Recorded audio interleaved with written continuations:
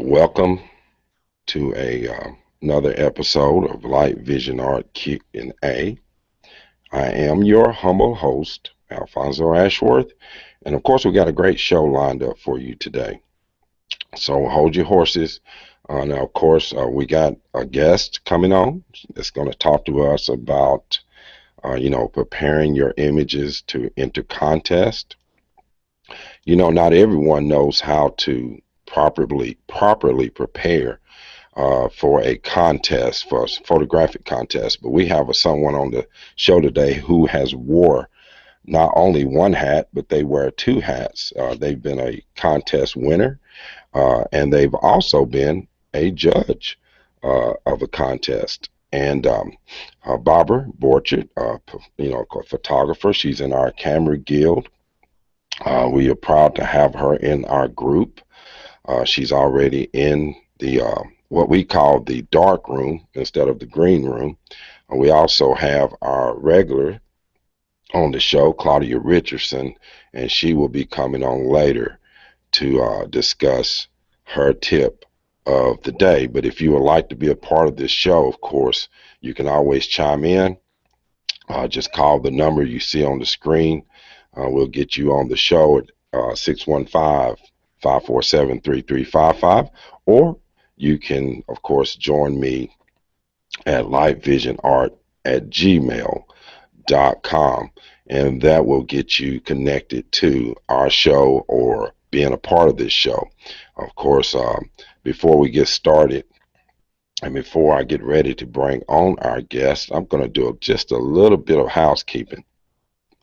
Of course, you are listening to and viewing Light Vision Art Q&A. We come on Saturday mornings from 10 to 11. We do have opportunity to share with you some of the things that we have learned in the photography industry for over 30 years. And we're very excited about this. And of course, you can also find me other places. If you go and check me out, you can find me on radio. During the weekdays, I do a show with Lion Chasers Radio. Now, this show broadcasts live out of Washington, D.C., with the host Lonnie Poindexter. And of course, Jeff is just jumped in. We're going to hey, as Jeff, he's jumping in. Let me mute him.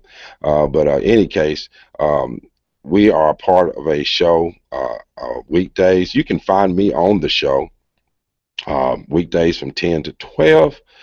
Just go to urbanfamilytalk.com, click on the links and follow the links to find the show Lion Chasers. Of course, you can also find me in the classroom every day. But of course, if you would like to be a part of my classroom, you can come in at Light Vision Art, The Educated Eye. It's a 16-week class. You get the material. You get to be, of course, in the classroom for 2 hours a week. It's a very good course. We've trained a lot of photographers over the years. And of course, we'll talk to Barbara about that as well in her aspect of training. And of course, you get to see my mug in the classroom for a couple of hours if you can stand it. But in any case, I will be there and help you out any way we can in photography. Of course, I want to make a great announcement since we're talking about photography and the arts. I want to talk to you about Authors Day. I am a published author. You can find my books on my website at alfonsoashworth.com. But Authors Day is going to be part of the Wilson County Fair. And that's something we're going to talk about today as well with Barbara, because the Wilson County Fair is probably one of the largest fairs of its kind in the country for its demographics. But we do a event there called Authors Day. And if you would like to be a part of Authors Day, you can come and join us there on August the 21st from 2 to 6 p.m. We will be inside of what is called Fiddler's Grove, and we'll have local authors, new authors, seasoned authors. We'll have a publisher there to help you out with any questions that you may have. Now, of course, I always try to um, um, recognize a business. And of course, there's no other business that I like to recognize than Weeby Lenses. If you are a Canon shooter, or if you someone who likes to shoot high quality lenses, um, we want you to, of course, to go to weeblenses.com. Jim and Marion Young, who are a part of our show and also a part of our guild, they're longtime members of the Wilson County Photography Guild, and we want you to be a part of that. Check them out at weeblenses.com, and they will get you your lenses fast and at a reasonable rate. But of course, I want to thank you again for joining in. Oh man, it's so exciting to know people from different backgrounds. Of course, if you want to be a part of our guild, that's easy. You can go to Wilson County, of course, WCPG online, Wilson County Photography Guild. We have lots of information to share with you there. You can find out about us. You can check out our members' photos. You can also see the photo of the month. And last winter was none other than Claudia Richardson. And as you can see, she did this wonderful time shot of a strawberry in milk. And we talk about and laugh about how many strawberries that she killed and murdered, probably trying to do that. But go to WCPGonline.org and visit our website. Also visit me at lightvisionart.simdiff.com. You can go to my website. Check us out. We have lots of information to share with you there. We have tips. We have video. There's live stream. Matter of fact, you can see this show live streamed on my website. So check us out. And like I said before, don't forget about the Wilson County Fair. If you want to register for something in the fair, the website is now up and working for the 2016 full schedule. Just scroll down to the bottom of your page and check out where it says register and go there and register for your event. The photography event we will discuss in just a little bit and let you know how to get in contact with someone that can help you with the photography. And of course, now that I've rambled on for a while, I'm getting ready, of course, to bring on my guest so we can discuss the topic of the day, which is winning in photography or winning contest. And the winner is today we're going to talk to Barbara Borchert. Let me tell you a little bit about Barbara. One, she's dedicated to the craft. She is a member of our guild that's always helpful. She shares information that's helpful, especially if you're trying to enter contest. She did a presentation just a few months ago that I was very, very excited about because we are part of the group that helped put together the fair. We advise, we talk to the fair people about the contest. We share information with the photographers on how to enter their images, but there's really not many people that know how to prepare their images. And of course, Barbara was bitten by the photography bug in 1999 on a trip to Alaska. She, of course, like everyone else, you want to take a good camera with you. And she had a 35 millimeter film camera, but she, of course, later took classes and became a part of the Chicago area Camera Club Association and was very active in that club. And then later she moved here to Tennessee. I'm glad, and we're glad that she did. But she moved here to Tennessee, and she soon located a club and got involved with those clubs. And now she's involved with our club, the Wilson County Photography Guild. And we're glad to have her as part of our club. And without any further ado, I'm going to bring Barbara on. If I can get Barbara unmuted. Barbara, can you unmute yourself? I'm going to see if I can get you unmuted here. And so we can hear and talk to Barbara. Um, this technology is just you know, something else when you're trying to get a person on. Right now, we're trying to get her sound on. I can see I muted you, Barbara. I'm sorry. I may have. Hey, you guys. Hey, Claudia, can you unmute yourself? Yeah, there you go. Yes, I just did. Yeah, I hear you. So we're trying to get Barbara unmuted. On the top of the screen is a microphone that is red with a bar through it. You click it, you unmute yourself. It's on the yeah, very top of your screen. she's on a phone. She's on Oh, okay. a smartphone. Okay. There she Okay. is. Hey, Okay. Barbara. Um, Hi. hey, welcome, of course, to the show. We finally got you on. I've been trying to get you on for some time. And of course, your schedule and my schedule were not coming together too quickly. But of course, the timing is perfect because of the time of year. We're getting ready to go into the season of the fair.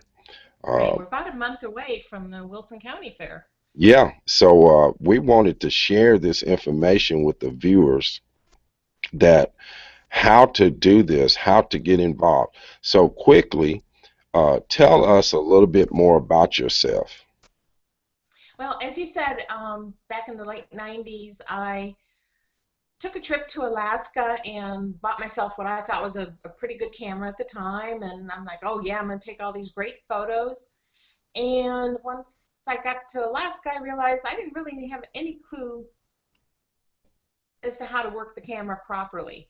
So once I got back from there, I started taking classes wherever I could, adult education, through various other organizations, and then I decided to join a camera club at that time, and took other classes and workshops and field trips and all those kind of things through that club. And the club was very, very active on doing those kind of things. And also, camera clubs up in the Chicago area are very active with competitions. And we had actually club competitions 4 times a year. And we had some really, really, really good photographers in our club. And just learned to compete, learned from them, learned as I started to win, various ribbons and things. I continued to learn, continued to take workshops and that type of thing. And I finally got to a point where I realized I really wanted to learn more about judging. So I took a judging class that was offered and just learned more how to judge photos and how to improve my work, plus how to judge other people's work. So kind of my Well, background. And then I retired and moved to Tennessee. So here I am. well, we're glad to have you in Tennessee, of course. And Thank you. if anyone has questions for Barbara, you can post your questions in the comment. If you're looking at this show live on the YouTube channel, you can click your question and we will get your question on air. And if you are in the chat room with us, you can actually make a comment or a question in the chat window. And I know there will be some. Someone, matter of fact, Claudia has already asked a question. She says, how big was the Chicago club and how many members did it have, Barbara? The club that I belonged to, when I first joined it, there were about 20 to 25 members. And when I retired a few years ago, when I left, we were close to 80 members at the time. So ours was one of the clubs that was growing at a pretty good pace. And part of that was because we offered so much to our members. So Right. pretty good sized club. Right, and that was a good question because we have a small, we got a club. I don't know how many members we have, probably 35 or so that come on and off and on. And of course, Claudia also asked, what did you do during the meetings, and how often did you meet in your club in Chicago? In Chicago, the club I belong to, we met once a month, I got to his page. and I quarterly we had competitions, but in the other meetings we would have speakers. We might have a field trip. We might go out and do some night shooting instead of actual having a physical meeting. We would have speakers come in. It's just whatever was available to do. right, right. So very very active and very diversified. Yeah, yeah. Well, I noticed we have Jeff. Jeff, did you have something that you wanted to add to the comments? I know you heard this presentation before we get into it, and of course I have to mute you guys, but unmute yourself if you want to make a comment. Claudia, if you want to say something also, you can unmute and say what you need to say, but you asking great questions. Uh, my question, Barbara, you said 35 millimeter Hmm. on in the film day. How Right. different, how different is it now with digital? Because of course, you're familiar with film, so I can ask you that. And I Yes. feel like, go ahead. And, well, how different is it? Well, I think the big difference is that when you were shooting with 35 millimeter film or any film, you tended to compose and create your photo in your camera. Where now I think it's kind of the opposite. People think, oh, I'll just take all these shots and then when I get home, I'll go through them on the computer and pick out the good ones and whatever. Just an example, recently I was in Florida and I took a harbor cruise in the St. Augustine area. And sitting next to me, and I had my camera and I was taking a few photos, but sitting next to me was a lady with I, I, I don't know exactly what kind of camera it was, but it's a digital camera and she had a pretty good lens on it. But she was just going click, click, click, click, click, click, click. And I thought, oh my gosh, lady, you're going to get home and have hundreds of photos to go through. So she was not stopping to compose her photos. She was not stopping to um, even look at what she was trying to take photos of. She was just Right. taking photos. And I think that has probably changed photography a lot, um, along with all the camera phones and everything that's available now. But people just don't stop and compose within their camera that much anymore. Right, right. I think that's the biggest difference. Yeah, matter of fact, it's a quote that we use in the classroom. It's the photographer and the camera, but the image is created inside of you. You create the image before you push that shutter button, and I think that is a big difference. Right. If no one else has anything else they want to add, we're going to start your presentation. Of course, Okay.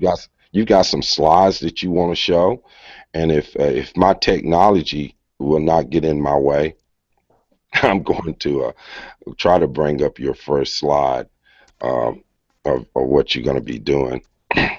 So let's see if we can get the first slide up for you. Of course, there you go. And Okay. Okay. What I'm going to talk about is, of course, as it says, judging photos, but then also critiquing photos and getting your photos ready for competition. But I found this quote from PSA Journal, and I think this kind of defines getting a really great photo.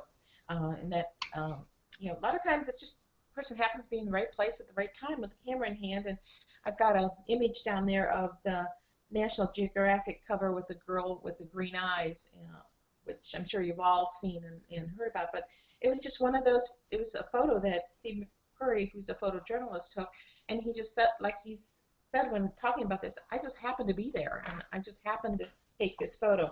So uh, that's kind of the idea you kind of need to keep in mind. okay, So on to the next slide. Okay. Um, Judging photos. And I'm going to talk about judging, a little bit about scoring and things like that, just to kind of give you an idea of what should be going through your mind as you are taking your photos or selecting your photos for competition. And I know we're not, like at Wilson County Photography Guild, we don't actually have in club competitions, but there are a couple of different scoring things, and I just want to bring up so you kind of get an idea of kind of my background of how I look at photos. We're going to talk about what should be the basic judging and critiquing criteria, what kind of scoring systems can we use, and then what is a good photograph, and then some tips for taking and presenting your photos. So in the next slide, we'll talk about the basic judging and critiquing criteria. And hopefully, and I can't answer for anybody else who judges, but hopefully your judging should be objective, meaning it should be fair, but it often tends to be subjective. And after all, we're only humans, so we all have things that we like or don't like or whatever. But I think you have to remember, too, that we're not a spelling bee. There's no exact answer to what is the best photo or which one should win versus another one. But the main thing I think we need to hope for is that judging should be consistent. So as an example, if we're at Wilson County Fair and they're judging the photos, at least they should be consistent on what they're using for criteria. And the judging should also be based on what the photographer intended. And sometimes a judge might look at a photo and kind of start to critique it in their mind, but that may not be what the photographer actually wanted to show in their photo.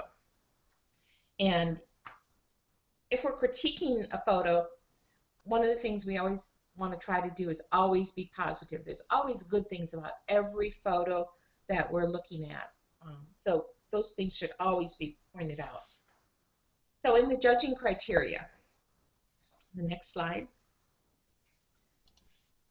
Okay, wow factor. And I'll talk about this a little bit about what it is. Should have a clear message in the photo. Should be looking for good composition of the photo and good technical aspects of the image. Now, I'm not going to go into exposure and all that kind of stuff because those are things you learn other places, but those are also things you need to keep in mind as you're judging photos. Okay, next slide. What is the wow factor? It's the first impression of a photo. You should look at the photo and just go, wow, how'd they do that? How did they get that? Where is that? You just want to ask more questions about it. And the impact of the image, does it hold your eye? Do you want to keep on looking at it and looking for more details in it? Freshness of approach. Maybe it's a different way of composing the photo. Maybe it's unusual cropping, as I mentioned before, or I mentioned lower. Design, feeling, the imagination within the photo. Unusual cropping or use of the subject. In the photo I've got here as an example, it's the moon. You can see the moon with the kind of silhouette of the tree. I also took the same photo as a portrait in the portrait format, but this one being in the landscape format just kind of really catches your eye much better than the other one did. And the style of the photo should set itself apart from other photos. So there'll be a lot of photos, like say at any competition on flowers, but there's got to be something in there that just really sets it apart. So next slide. So your photo should send a clear message. It should be an image that somebody can look at it and they go, oh yeah, I know where that is, or I know about where that is, or I know what it is without having to do a whole lot of studying on it. It should convey a message without words. And the photo that I have here is from Zion National Park, and it's just the kind of photo where you, yeah, I want to go there. I want to look at that. I want to see where that is, and just the beautiful skies and the colors, and it should be that type of photo. It should tell a whole story, and should encourage strong emotion or strong mood. You should look at it and go, yeah, I really like that, or ooh, that's something I don't want to see, or whatever. But it should create an emotional response. Composition. This is something I enjoy working with in my photos. So next slide. Composition, is it appropriate for the subject, for the placement of the subject? And this is something that, as Al mentioned before, the difference between 35mm film or any film and what we do with digital is composition is when you were doing film, you did the composition in the camera. You didn't have to worry about cropping so much. It was done in the camera. Um, so is the composition appropriate? Is the placement of the object or subject appropriate? Depth of field. This is something to think of. What are you trying to show? Are you trying to show that flower in the front of the photo, or are you trying to show the whole depth of that field of flowers? Proportions. Are they harmonious? Spacing of the objects, rhythm and repetition. Repetition is always an interesting thing to work with in composition. And using or maybe not using the basic photography rules such as rule of thirds, curved lines, number of objects, things like that. Because sometimes a photo taken by breaking some of those rules is better than if you follow them. Okay, next slide. On the technical aspects, we're talking about correct exposure, the lighting. Is it, if you've got a portrait, is it appropriate lighting for a portrait? Is the lighting too dark? Is it too light? Does it create a pattern? Is it dynamic? That type of thing. Color balance. Light versus dark.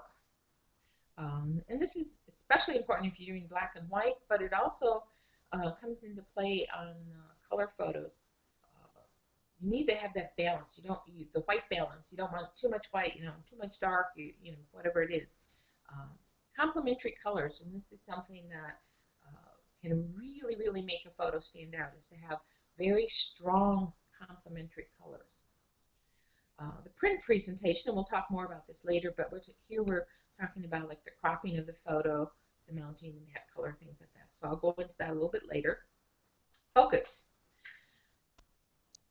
Is the focus soft, and is it supposed to be soft? Is it sharp and supposed to be sharp? Maybe you always think, well, the focus on it should be really, really sharp on every photograph, but that's not always necessarily true. You may have a picture you've taken of a baby, and there may be some reason that you might want to have a softer focus on something like that. And again, this is also where depth of field comes into play, because it depends where your focus is going to be in that type of photograph. Subject matter, interpretation of the subject matter. One of the main things I always like to point out here is camera angle, and especially when you're photographing children. You need to be at their eye level. I've seen so many photos, which could have been great photos, but they're taking the photo looking down at a child, and that's not where you want to take the photo, the angle you want to take the photo from. You need to be at eye level. And just changing where you are, maybe you're standing up to take whatever it is you're taking the photo of, but if you knelt down, you might be getting a whole different perspective of that subject. Okay, now I'm going to talk a little bit about a couple of different scoring methods, and like I said before, this is not something that we really use at Wilson County Photography Guild or at any of the competitions, but this kind of tells you how they should be scoring or how they should be ranking the different photos. So we can go to the next slide. The first method is a 5-point system, and this is one that I'm not really that familiar with. I haven't used that much, but it is out there. It is used. And you can see if somebody gets, say, on a photo gets 1 or 2 points, there's obviously flaws, and it's basically a snapshot. 3 points is kind of an average photo, not good, not bad, but it has, does have some good points to it. 4 points would be above average, and 5 points would be what that would be considered an exceptional photo. And the next slide is the scoring system that I'm familiar with, and this is the 9-point system. And this can be used by one judge scoring or a combination of like 3 judges scoring, and then the scores are added together. So somebody could conceivably get anywhere from well, a 0, which nobody's going to get, but up to 27 points. But basically, in this scoring method, if you've got 5 or 6 points, you're scoring it as 5 or 6. It's basically an average photo. It's technically correct. There's really nothing, technically wrong with it. It's good color, good, but the message might not be as clear as it should be. 7 or 8 points is above average, and that's where in most competitions that's where the photos are going to should be falling, is above average. They're technically correct. They've got good presentation, good composition. They're telling a story, and they do have that wow factor. And 9 points is an outstanding photo. And I have never seen a photo scored 9 points consistently by 3 judges, but I'm sure it happens. But it is like an absolutely perfect photo. There really isn't anything you can do with it. So to make it better, it's the kind of photo that just knocks your socks off. The wow factor is just outstanding. Technically, it's perfect. Good composition of the photo, telling a whole story, and it's high impact on the very first sight. So this is the scoring method I'm used to. So when I look at a photo, my head immediately starts to score something. So I'll look at it and I'll go, oh, that's a 24, or that's a 18, or something like that. So that's immediately how my mind starts to work. Okay, so next slide. So now that we kind of know what should be in a scoring of the photos, let's talk about what is a good photo. And as you're getting ready to maybe exhibit or put some photos in competition at the Wilson County Fair, you should be going through your photos and kind of ask yourself these kinds of questions and see if it really fits what would make a good photo.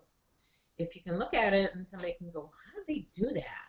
Or does it kind of make you wonder? That would kind of the wow factor. Is it a sharp image with a subject that stands out? So if somebody's looking at it, do they immediately know what the subject of the photo is? Sometimes you look at a photo and you go, okay, now they want me to look at the horse, or do they want me to look at the person, or do they want me to look at those trees over there? The subject needs to stand out. It needs to tell a story, make a statement, set a mood. So it needs to relay what you want that photo to tell. Good technical skills. So all the things I went over before about it, exposure and lighting and all that kind of thing. You need to be good level on all of those. And is it generally pleasing to view? Is it a photo that you might like to have hanging on your wall at your home? So these are kind of the questions you should be asking yourself as you're going through your photos, and pick out your ones that you think will work. So now you've got your photos. You've picked out your half dozen or dozen, whatever you're going to enter in the competition. So now what are you going to do with them? So, and remember, sometimes photos look very different on your computer if you're bringing them up in any of the photo processing software, whether you're doing like Elements or Photoshop or Lightroom. It can look very different on your computer versus what comes out as a printed photo. So just kind of keep that in mind.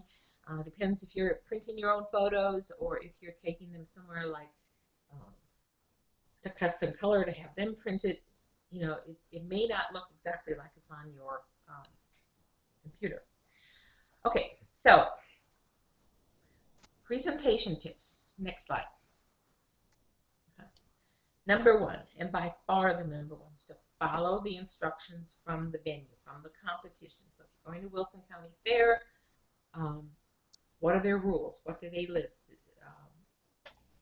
I believe they say no borders on their photos. They have to be a very specific size. So you need to follow exactly what they tell you. To be the size of the mat, they may have a specific, I believe theirs is 11 by 14 mat, or if you're going to compete at the state fair, they want a different size mat. So it all depends. Some, if you do any online photo competitions, they may want their photo the same size as the mat, so they may not want to see any mat at all. So it just depends how they want it presented, how they want it labeled. You need to follow their instructions to a T. Second thing on borders versus no borders. The purpose of a border, a white border around the photo, is that it stops your eye. And some competitions, like I said, Wilson County Fair, I believe they specify no borders. Personally, my personal feeling, and just my personal feeling, doesn't mean it's good or bad. I do prefer to have a small border around my photos. And if you're going to do a border, it needs to be about an eighth of an inch to a fourth of an inch max, no bigger than a fourth of an inch. And the best thing to do if you're printing your own photos and then trimming them, you need to get yourself a paper cutter. And you can get these very inexpensively, like $10 to $15, and you can get them at places like Joann's, Michael's. I've even seen them at Walmart, Hobby Lobby, any of those kind of places. But you definitely want to use a paper cutter to trim your photos. So now back to the borders versus no borders. The purpose, like I said, of borders is to stop your eye. So you're looking at the photo, and kind of as you read from left to right, that border on the right side, it stops your eye, sends you back the other way. Now, if you don't have a border, here's a little trick that you can use, and this can actually act just like a border, but it's almost invisible. So if somebody doesn't know you're doing this, it is a little trick that can do the same work as a border, and it's called burning the edges. And what this is it means you're going to do exactly what it says. You're going to darken the edges of your image, and you're going to use opacity of about 20% less if your depends if your photo is light or dark, maybe a little more if the photo is dark. But you want to use a soft brush, and you want to use a brush so it's just good enough to do about roughly a half inch on the actual photo side. So what you're going to do is just run a very light, with your soft brush, just run just go around the edges of the photo, all the way around. And it's something, if you don't know it's there, your eye is never going to see it.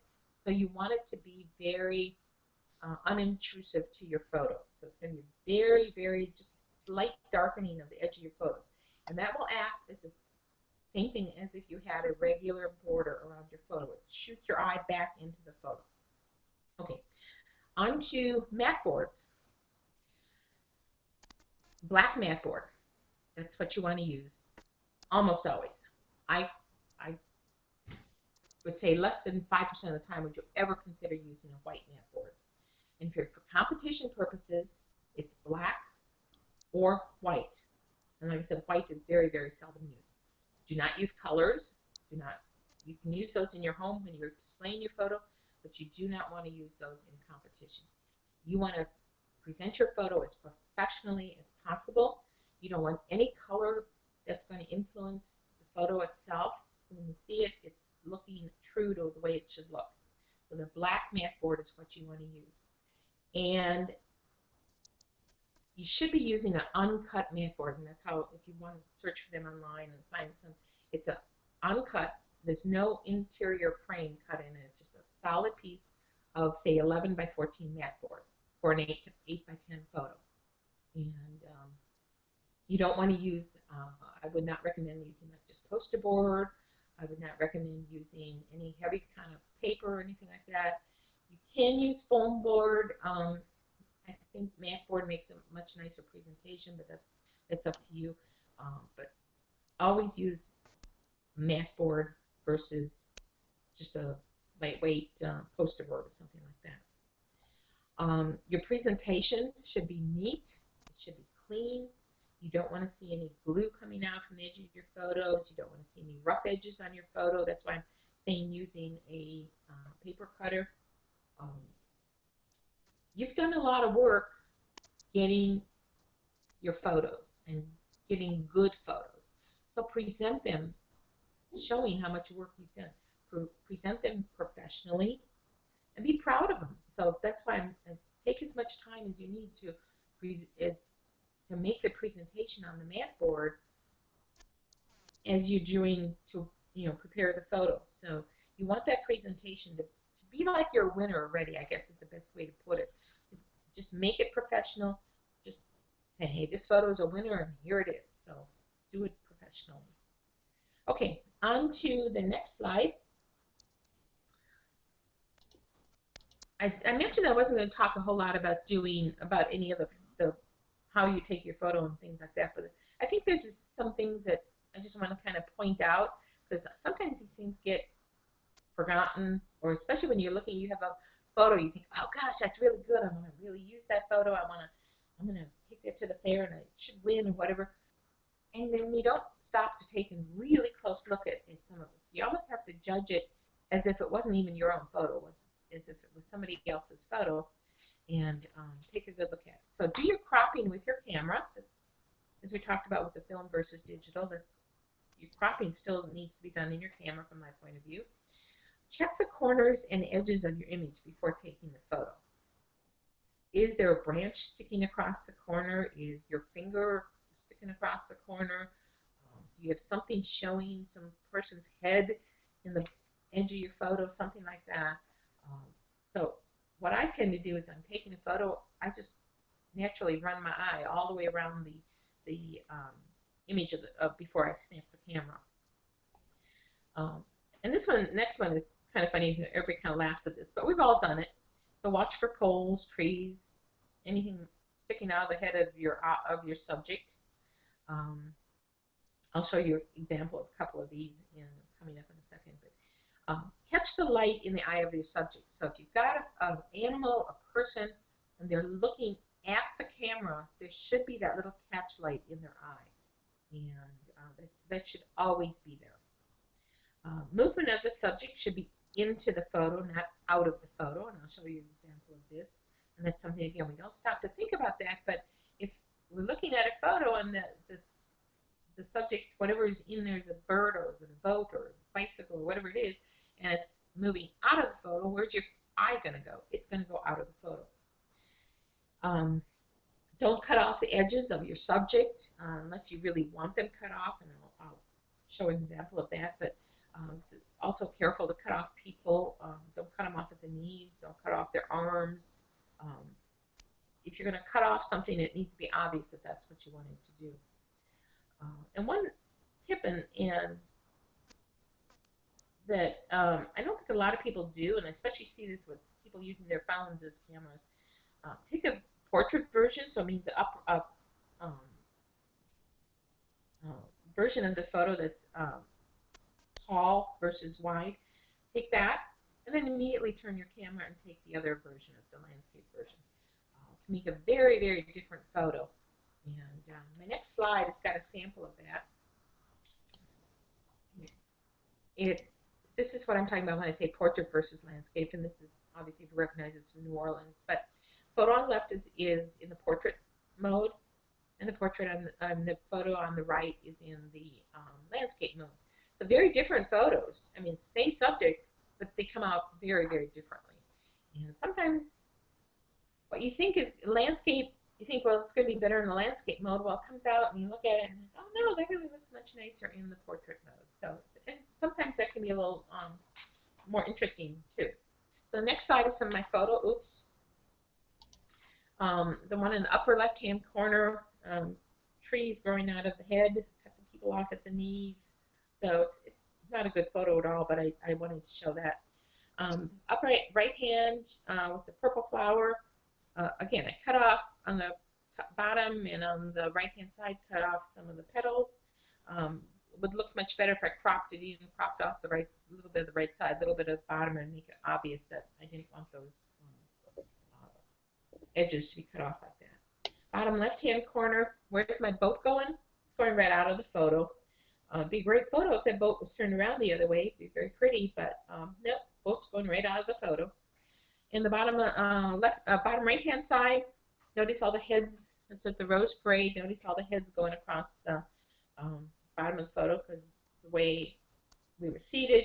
Every time I wanted to take a photo, everybody else wanted to take it too. So I got a lot of heads in there. So I didn't quite get some of the nice photos I wanted to do.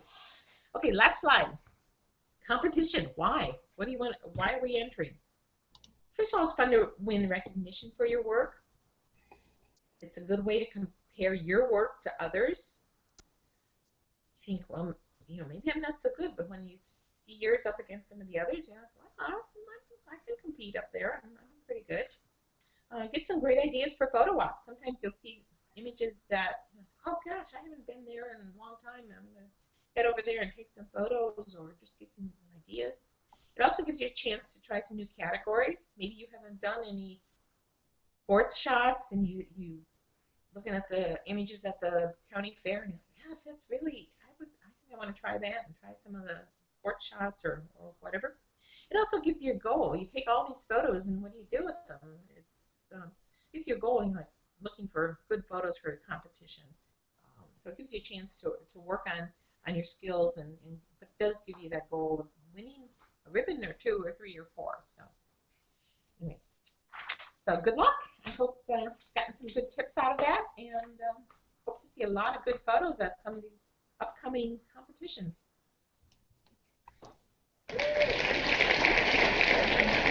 Thank you very much, Barbara. That was a great presentation. Of course, I'm going to tell Jeff and Claudia to unmute so they can jump in and maybe ask a couple of questions about the presentation. Come on, guys, jump in. Let us know what you think. Whoever wants to go first. Claudia, I know you chomping at the bit to say something. I know Claudia used my burn the edges tip on some of her photos. Yes, I did. I was wondering if I could show a picture that I used this on. Let me see if I can share my screen. And that was this shot here. I don't know if it's coming up. Can everybody see this? Yeah? Yes, we can see it. See, I had the gutter there on the left side, and I wanted to crop it out. And then I had the shadow of the gutter on the left side and nothing on the right side, so it looked very uneven. So when Barbara told us about this burning technique of the edges, I went back and burned it all around a little bit, and you can't tell anymore that there was a shadow on the left, and it's a little burned on the right side now, and it kind of framed the shot in.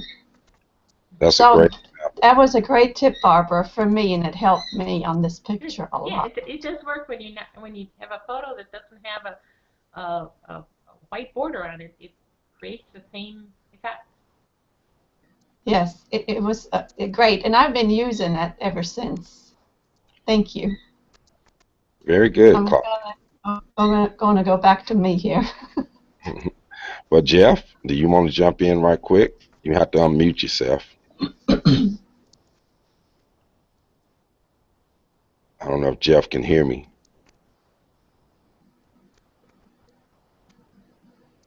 I think you still muted, Jeff. Unmute. There you go. I'm trying to keep it where Joni can hear, and it's not working. No, great presentation, Barbara. Enjoyed it. Yeah, it's some of the techniques that she's talking about. I picked up on a few on our first presentation at the Guild, and have tried a couple of them. It's interesting to see how that, how these people are, how these things are judged. I never really thought about it because I never really tried entering anything into a contest. So. Well, Jeff, you're a great photographer in your own right, and of course you're a person that's constantly trying to learn. I do know that, and of course we're getting ready to come up on the end of the show. If anybody, Barbara, do you have any final thoughts or any final suggestions that you would like to make? No, I'd just like to encourage people to try to enter some photos in competition. Like Jeff said, he's never thought about doing it, but why not? Right. Give it a try, and just it's fun. Then when you go to the fair and you're like, oh, you gotta look for your photos and see if you happen to win anything. Right. And since you mentioned the fair, the Wilson County Fair is now ready to take registrations. Of course, they'll go to the website so that you can check out when can you enter your contest for the photographs. There will be rules there as well for the contest. So make sure you go to the wilsoncountyfair.net, and that will allow you to get more information for that. But of course, Claudia, do you have anything else that you want to say? Yeah, I got actually a question. You had put an online poll on like a week ago on what's important to you in a competition. Do you have the results of that ready? Well, I got the results. I don't have them handy. I'll tell you what, I'm going to make those available next I, week. I, I have them right here actually. Oh, well, you on the ball. This is my co-producer. Let's see what. Um, Actually, the highest score was quality of printing was 80%, Okay. followed by presentation, matting, or framing was 20%. So it looks like that quality of printing is a top concern to everybody. Right. And I think Barbara brought that out that, make sure you get good printing if you're going to enter a contest. That's where you got to start somewhere, but you got to start with a good image, but you also have to get good printing done. And it's Yeah, all in the same competition. But Jeff, do you have anything you would like to say before we get ready to go to something else? I got something else. Okay, hold on, Claudia. What you got? Well, since I don't have a tip of the day, I want to tell everybody about the benefit being a member of a photography guild. Okay. Couple months ago, actually, Barbara offered to order bulk those mats for the competitions. And I don't know how many hundreds she ordered, but we got a really good deal. And even if you then at that point only buy 10, with the bulk we ordered, we were really getting a good price. Barbara, thank you for that work. Because it's really hard to go now to the stores and find the mats shortly before the fair. Last year I tried and they were all sold out, and I had them cut me two, what were they, 11 by 14 out of a big sheet, but shop early or, use the benefit of being a member. Very good. Thank you, Claudia. And Barbara, thank you as well for being on the show. And thank you for working with the Guild and being a very active member in the Guild. Of course, I had promised that I was going to show a video of me trying to fly a aerial drone. And of course, I'm going to show you guys the aerial drone. Do not do this in a crowded area. Do not go by a drone and try to fly an aerial drone inside of a city. The first attempt that I had, I actually landed it in a power line. And then the second attempt, I almost killed myself with the darn thing. But of course, I'm going to show a couple of clips of me trying to fly an aerial drone.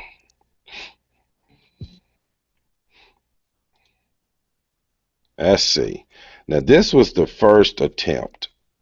And of course, you can see I'm going to give some advice. Do not buy a cheap aerial drone. Make sure that you're going to buy one that can, if you're going to fly the drone outside, because wind becomes a factor, a very big factor. As you will see when I'm trying to take off with this thing, and the wind is sort of blowing the drone, and I'm barely getting out of its way. But eventually, I do get the darn thing off of the ground. As you can see, it goes up in the air in just a second. But there's me. Okay, you can see I'm actually trying to do this. There's the shop and there's the vehicle. The wind is just blowing it everywhere, Claudia. And then of course I finally get it up high above the signs, but it doesn't take long for this thing the wind to catch it, and eventually it comes back down. And then the next attempt that I tried, of course, this attempt wasn't much better than the first one. um, and I think this one right here was a little bit better because I got more used to the controls, turning right and left, trying to keep it up on the off the pavement. But like I said, get a drone that you can practice with. This one here, I think we got a caller, somebody calling in on the show. Let me see if I can answer it, Claudia. Well, they hung up on me, Claudia. But in any case, the drone, of course, is now all out of control. I nearly landed on top of a building, and of course, then it come crashing down for the final crash, and then the final attempt here was I finally just gave up, and same area, same attempt. Go out into an open field if you're going to do this. Go somewhere where there's no trees, no power lines, no buildings. You'll probably have more success versus what I did. And as you can see here, I was able to get it up again one more time. And then finally, we crashed it at the end. It didn't do much damage to the drone. This little drone here that I purchased was about $60. And it had a camera on it, and as you can see, I finally crashed it on top of the pavement. Here's a picture of the drone image of it, and it's lightweight. That's the problem with it. It's very, very lightweight. So, but of course, I want to thank Barbara for being a part of the show today, and of course, I want to thank Claudia, my co-producer, for joining in on the show. It's always fun to have her tips and comments that she makes, and she always asks great questions, by the way. And I'm looking forward to the Wilson County Photography Guild meeting. We're getting ready to have our next meeting in August. And if you want to be a part of that, you can meet with us at Panturos in Lebanon, Tennessee on West Main. You can join us there.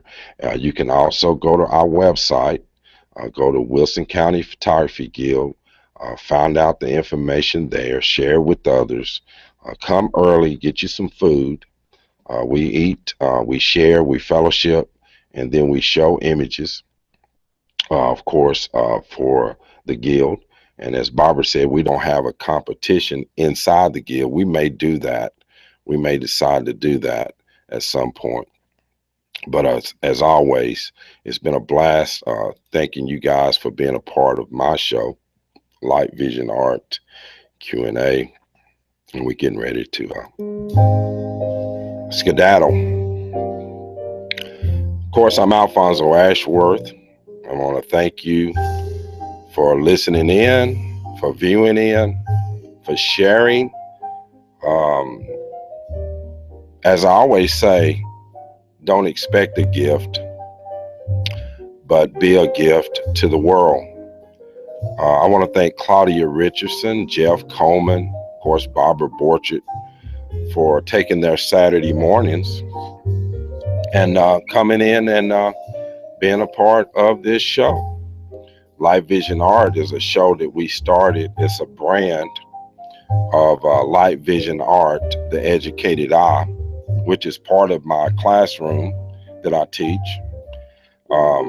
We do this weekly. We want to educate you. We want to share our knowledge with you. And this is just one way to do it.